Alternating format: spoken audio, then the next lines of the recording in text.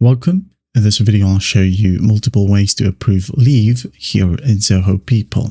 All right, let's say, for example, that you're an admin or you're granted the permission to approve leaves. Okay, so you can approve leaves by going to home right here. As you can see, there's a request right here.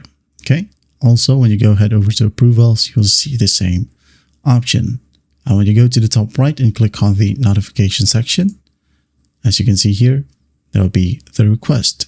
Also, when you go ahead over to operations and click on leave tracker, leave requests, right here, as you can see, we have the status or the status symbol and it says pending. So what you'll do is just click on one and review it if you want to.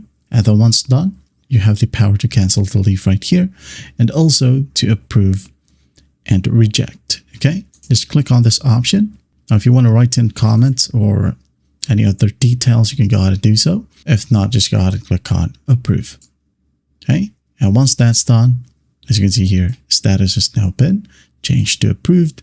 And when we go ahead and check it out right here under the account that requested the leave, refresh the page. Like so, as you can see here, it now says approved. Okay, and when we check on the notification, Ryan Christian or me or the admin has approved your request. Status right here is checked. All right, and there you have it. That is how you approve leave here in Zoho People. Well, I hope this video helps, and I'll see you in the next one.